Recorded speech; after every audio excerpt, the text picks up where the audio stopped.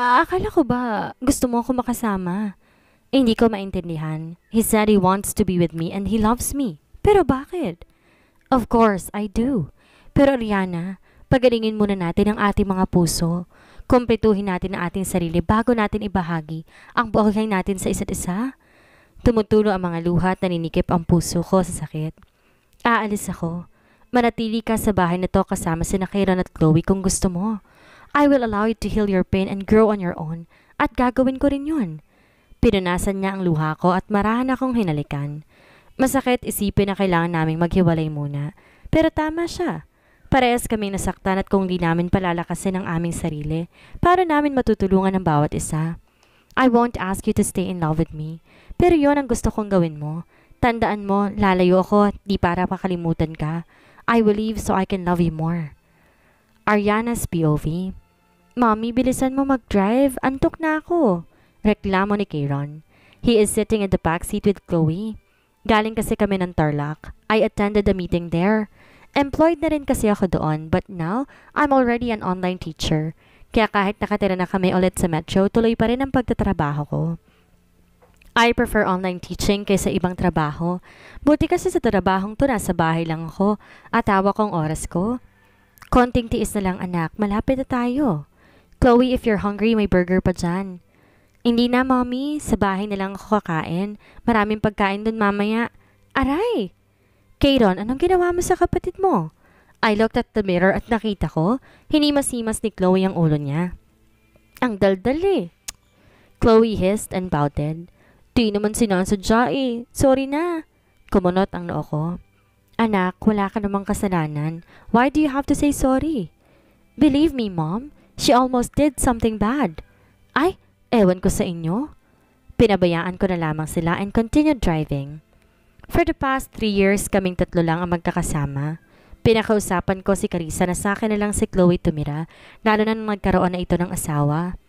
Chloe resembles to Angela in so many ways, kaya kapag kasama ko si Chloe, parang kasama ko na rin si Angela. Naging sobrang close na rin si Kairon at Chloe, kahit na sobrang magkaibang ugali. Kairon is obviously the silent boy and Chloe is the ever-bubbly girl, pero halos hindi mo sila mapaghiwalay. Ewan ko nga kung paano sila nagkakasundo eh. Well, kay Nathan naman, 3 years ago, he went to Canada and practiced his profession there. Nakakatawa na kahit magkalayo kami, hindi na puto lang communication naming dalawa. We may be miles and miles away pero sobrang dalas naman ang pag-uusap namin. However, for almost 1 month now, nakapagtatakang sobrang daling niya ng tumawag. At ngayon mag-iisang linggo na itong hindi nagpaparamdam. I still send him messages but I did not get any reply from him. Minsan tuloy hindi ko maiwasang mag-isip negatively. May naikwento kasi siyang kapitbahay nila doon na lagi raw nagpapapansin sa kanya and it was seconded by his sister. Tapos nung isang araw, bumisita si Aaron, Carissa at Mia sa bahay. Ayun, naikwento ko sa kanila na madalang tumawag si Nathan. Ang masama, sinabihan ba naman ako na baka nagkagusto na si Nathan doon sa kapitbahay niya? Nainis tuloy ako at lalo ako nakaramdam ng selos. At mas nakakaasar kasi kung nakasimangot na ako sa kanila ako tinawanan. Para silang mga timang. After a few minutes, nakarating na kami sa bahay. Oh, baba na. Mauna na kayo sa loob. Kairon itong susi. Inabot ko ang susi kay Kairon, tsaka ako isa-isang kinuha ang mga bag sa backseat. Namakuha ko na ang mga bag saka ako sumunod sa kanila, pero nakakapagtaka na hindi pa binubuksan ni Kairon ang pinto. Bakit? Can't you open it, son? Hindi ko kaya. Napalitan na yata ang doorknob. Agad na pumasok ang takot sa puso ko. Paano maiiba ang doorknob? Hindi ko naman to pinalitan or pinapalitan. Binaba akong hawak ko mga bag, tsaka kinuhang susi kay Kairon and then tried to open it again. At para ko nabunutan ng tinik na mabuksan ko ang pinto. Pwede naman anak, baka nagkamali ka lang ng pasok. Nagkibit balikat lang to samantalang si Chloe humahagikik sa gilid. Binuksan ko ng husto ang pinto pero nagulat ako na may naramdaman ako nag-spray sa mukha ko. Kairon? Two people standing at the back of Kairon and Chloe. As I felt someone held before, everything went black. Ilang oras daw ba epekto ng spray? Bakit di pa siya nagigising? I heard someone whispered. Maya-maya pa'y nakarinig ako ng mga kaluskos at yabag. I think we are inside the room. Ilang beses ko rin kasing narinig ang pagbukas at sara ng pinto. I can't see anything. Nakapiring ang mata ko at nakatali ang aking dalawang kamay na magkasama. Alam ko hindi ako hubad dahil naramdaman ko pa ang damit ko. Yun nga lang nakahiga ako sa isang malambot na kama. Nakapagtataka nga kasi parang may pamilyar na amoy akong naaamoy. Kanina ko pa pinipilit na isipin kung saan ko naamoy yun pero wala talaga. Kapag hindi pa nagising yan, lagot na tayo. Para narinig ko na rin ang boses na iyon pero masyado itong mahina para ma-recognize ko kung sino. I moved a little. Kailangan ko ring malaman kung nasaan ako. Nag-aalala ako sa mga bata.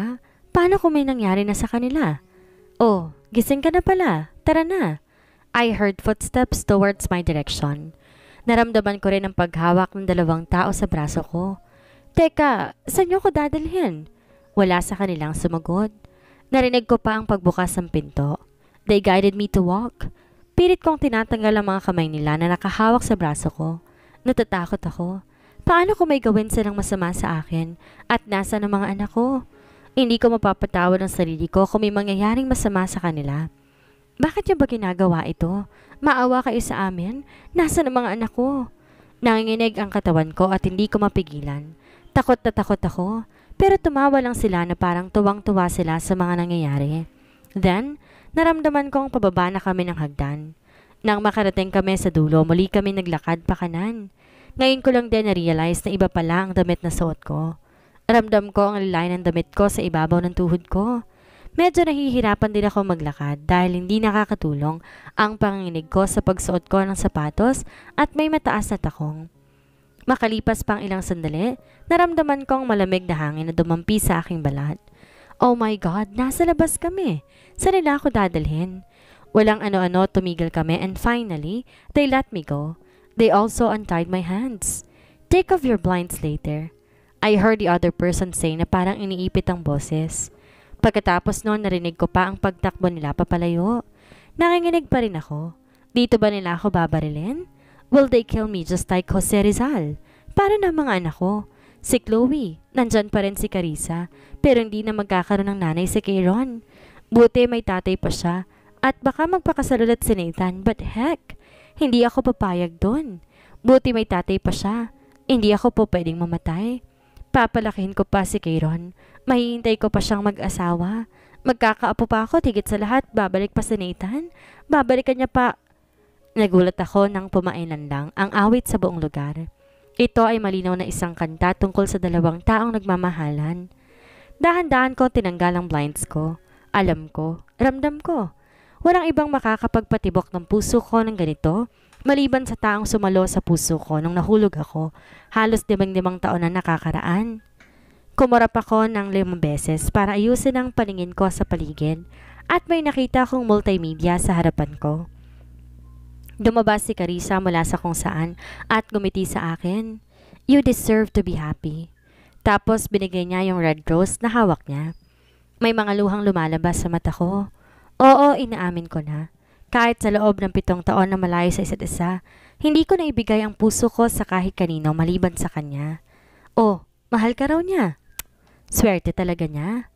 I looked at the back and saw Gerald standing there. He sounded angry but I know better. He always wants the best for me. He walked towards me and gave a stem of red rose too.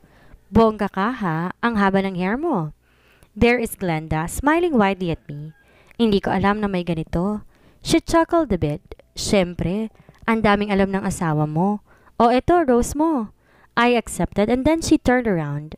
Nakita ko si Jack na naglalakad papunta sa akin at nung malapit na siya sa akin, niyakap niya ako na mahigpit. Huwag ka nang umiyak. Simula ngayon, hindi ka na malulungkot.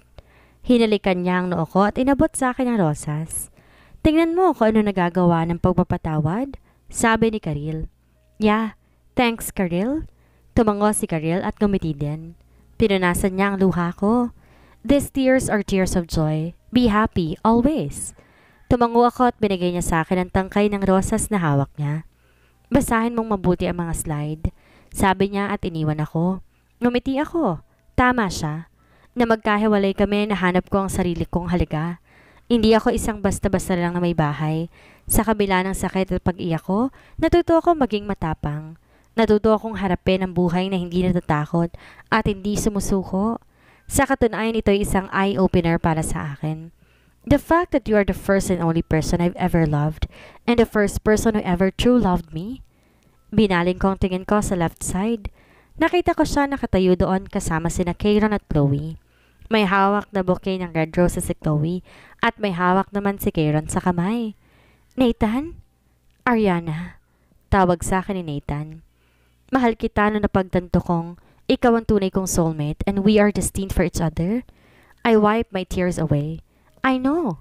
Sa kabila ng mga nangyari, it's always him that I wanted. I may have thought of marrying Gerald pero kahit kailan, hindi ko naramdaman ang sayang naramdaman ko nung unang binanggit ni Nathan ang pagpapakasal 15 years ago. Ariana, can you do me a favor? Tanong ni Nathan habang naglalakad sila papunta sa akin. Anong favor? Ngumiti siya. Binigay ni Chloe ang bouquet of roses na hawak niya at may binigay naman si Kieran kay Nathan. At napagtanto ko kung anong maaari. Oh my God!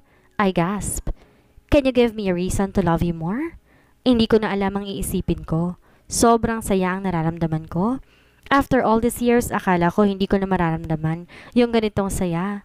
Lumuhod siya at narinig kong maraming nag-cheers sa kanya. Tapos may binuksan siyang pulang box at doon ko nakita ang isang singsing. Nathan? Hindi ko mahanap ang salitang sasabihin. Itong kaligayahan sa loob ko'y nagpapabaliw sa akin. Can you make Nathan Galvez complete by marrying me again? Mom! Say yes na! Say yes! Say yes! Chloe said. Sinundan naman to ng mga taong nasa paligid namin na hanggang ngayon hindi ko pa nakikita dahil tutok ang spotlight sa aming apat. I looked at Kieran and he smiled a little. Go on, Mom. I've been hoping to have a complete family. His words deeply etched into my heart. Nakita ko pa ang luhang lumalabas sa mga mata niya na kahit anong tago niya sa akin, nakita ko pa rin. I closed my eyes. Walang masama kung pipiliin kong maging masaya. Walang masama kung bibigyan ko ng kompletong pamilya ang mga anak ko. Walang masama kung susugal na naman ako. You have known me so much now. I have good sides and bad sides too, pero minahal mo ko. Mahal mo ko na handa mong ibigay ang buhay para lang sa akin.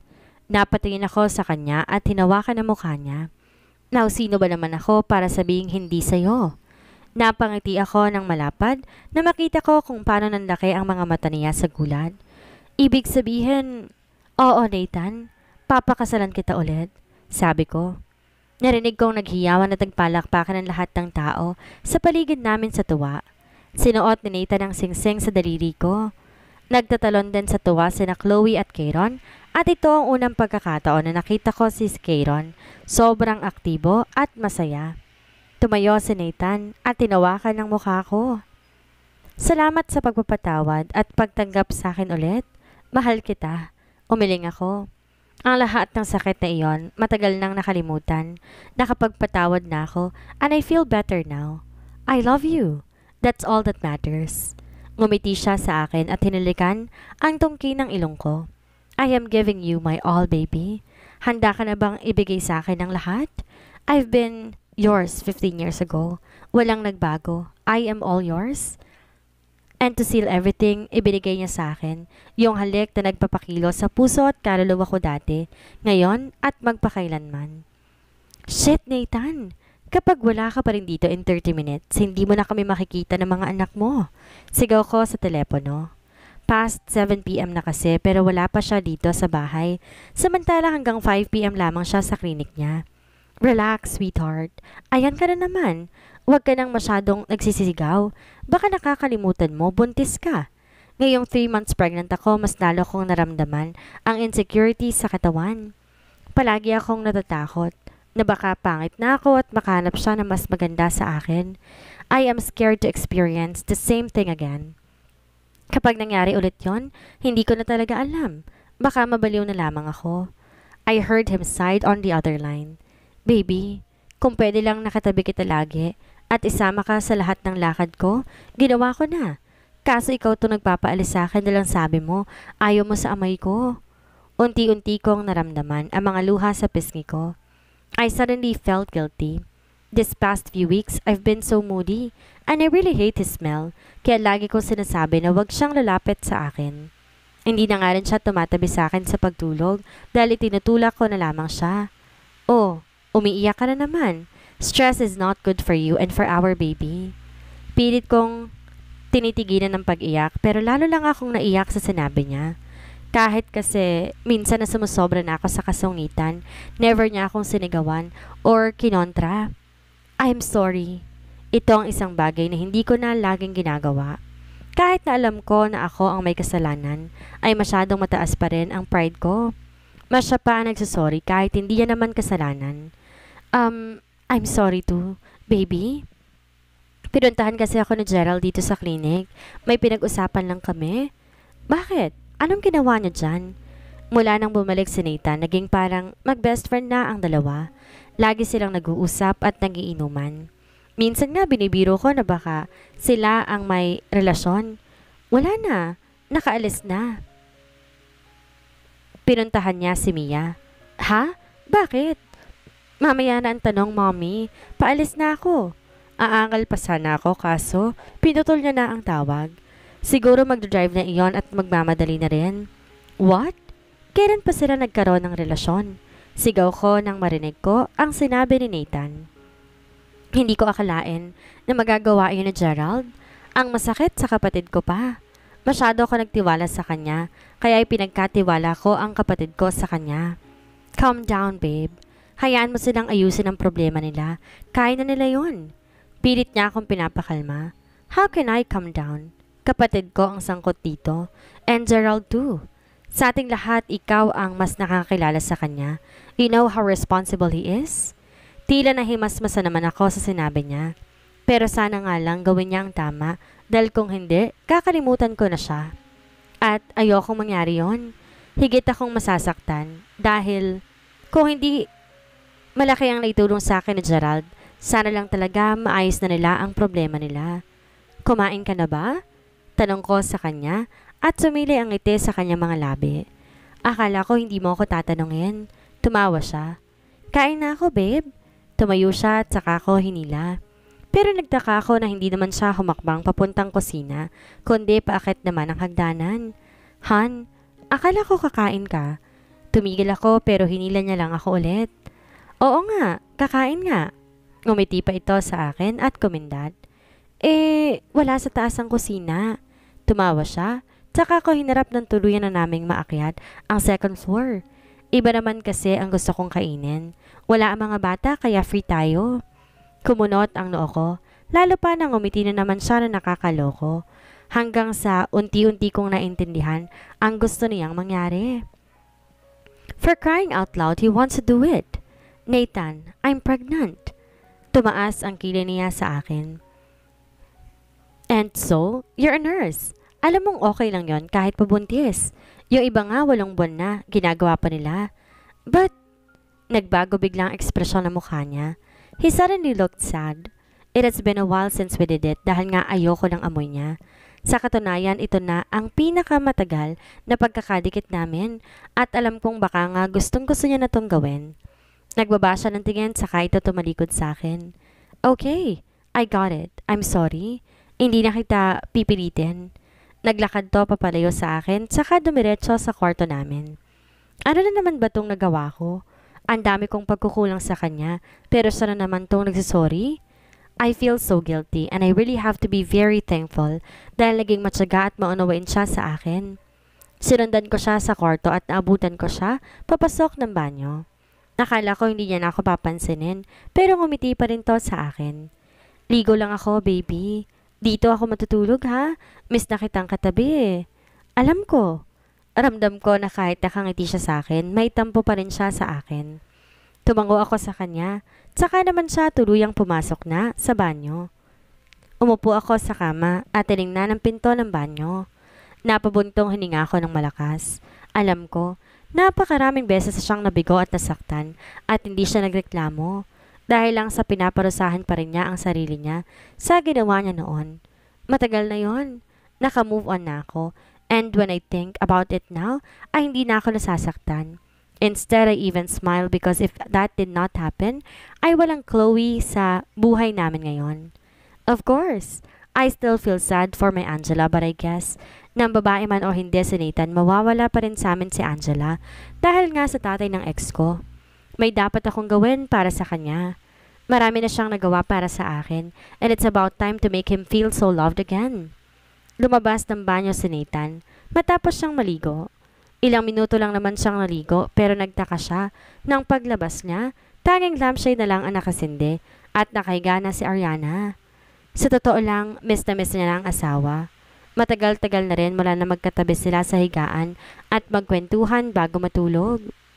Na makabalik kasi sila mula ng isang buwan na honeymoon, di na ulit sila nagtabi dahil nagsimula na ang mga kakaibang ugali ng asawa dahil nga buntis ito. At naiintindihan niya naman. Kaya lang, hindi niya pa rin maiwasan na makaramdam ng pangungulila, lalo pat napakatagal nilang naghiwalay at ngayon nga, ay okay na sila at ganito naman ang nangyari. Na makapagbihis na siya at saka ito dahan-dahang humiga sa kama at pumailalim sa kama. Nakatagilid sa kanya ang kabiyak, kaya naman hinapit niya ito papalapit sa kanya. What the?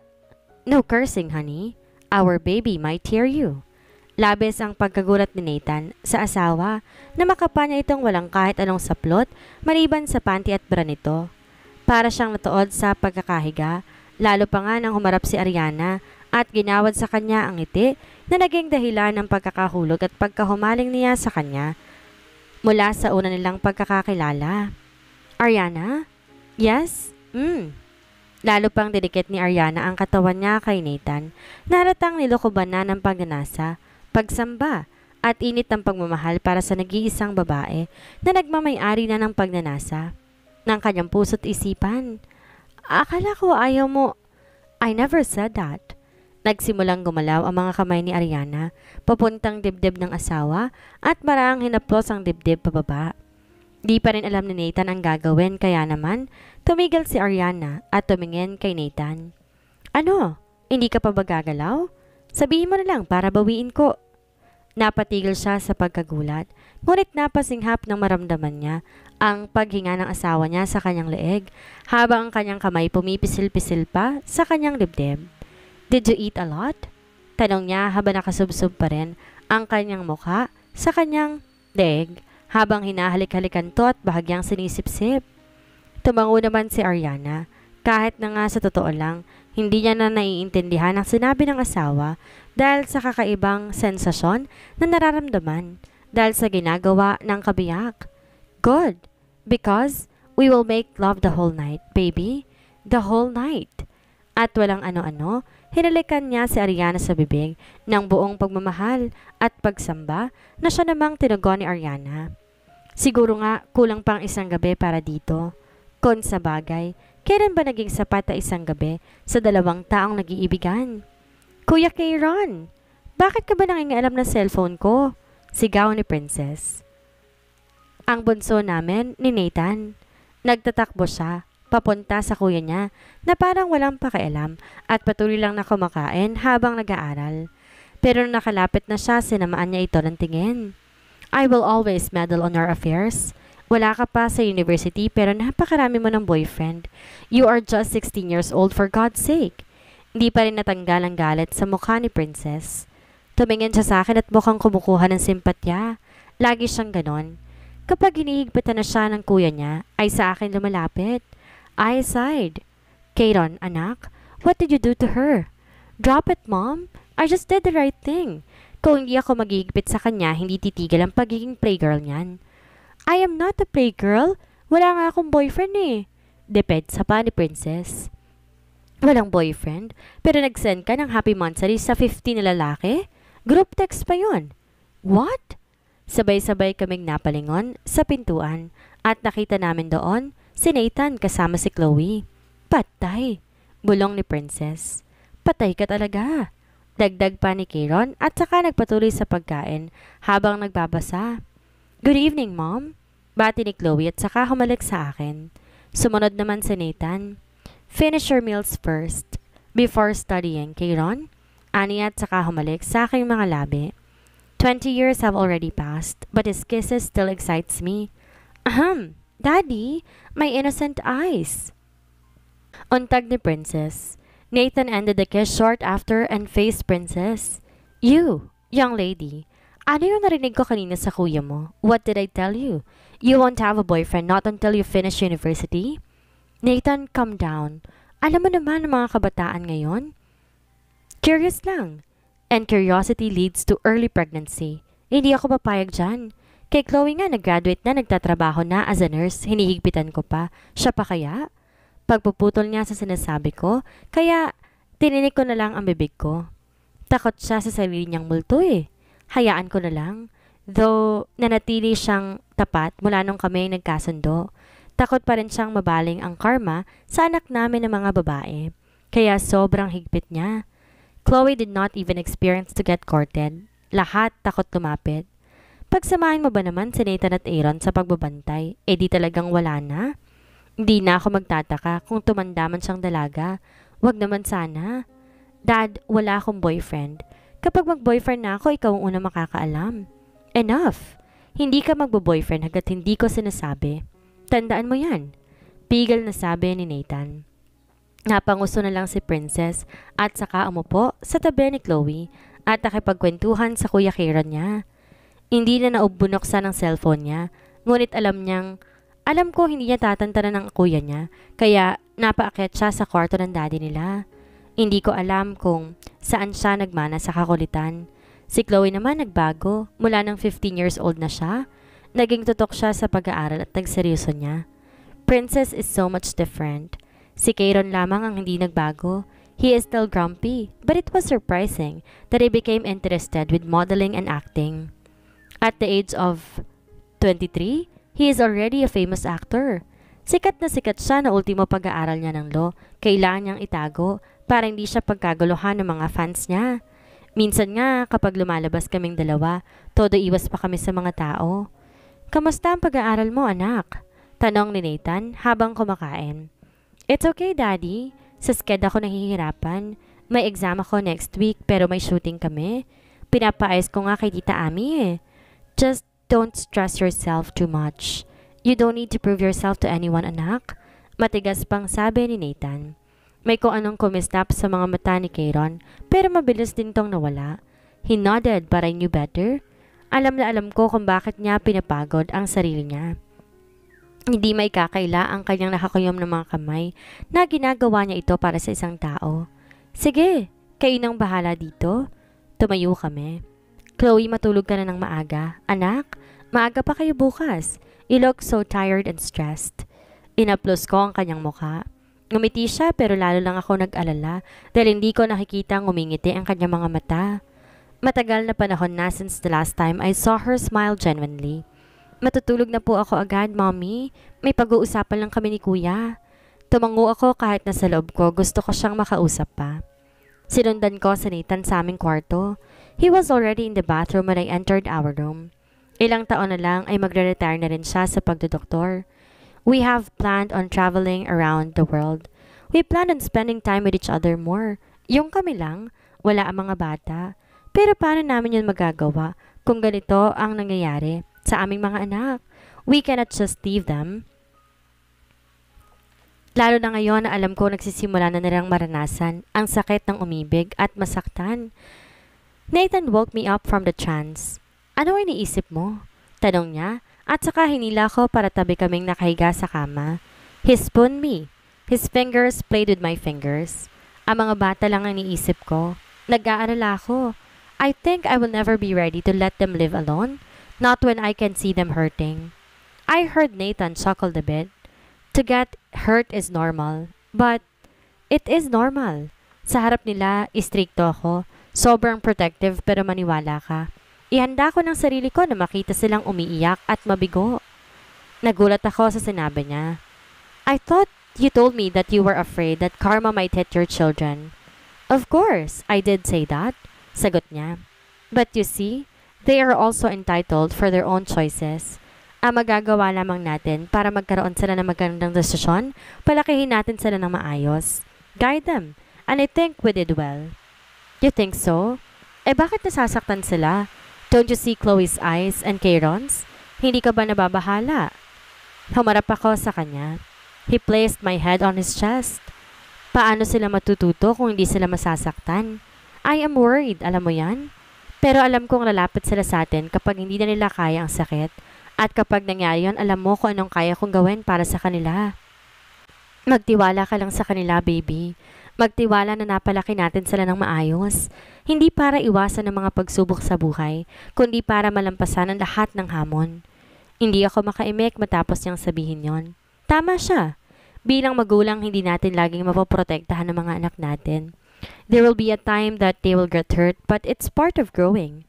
Di rin natin pwedeng diktahan sila sa lahat ng gagawin nila. Everyone is entitled to choose what they want. Naiintindihan mo ba ang sitwasyon, baby? Ngumiti ako at yumakap palapit sa kanya. I muffled yes at lalo niya akong hinila palapit. Unti-unti naramdaman ko ang pagkaantok. I felt comfortable like how I always do every time Nathan encloses me with his arms. Wala talagang makapagpaparamdam sa akin ng ganito. In his arms, everything seems fine. Indeed, our heartaches led us to be better, especially to Nathan. I love you, Nathan. Bulong ko at humikab. Naramdaman ko hinalikan niya ang tuktok ng ulo ko. Mahal din kita, baby. Forever. Sa buhay, walang perpekto. Lahat tayo ipinanganak na makasalanan. Gayunpaman, lahat ng pagkakamali ay may tamang daan para itama. At sa dulo, doon natin mahahanap ang tunay na kaligayahan. Dito na po nagtatapos ang kwentong pag-ibig ni Ariana at Nathan. Maraming salamat po sa lahat ng sumuporta at sumubaybay. Muli, magkita-kita po tayo sa susunod pa nating mga istorya.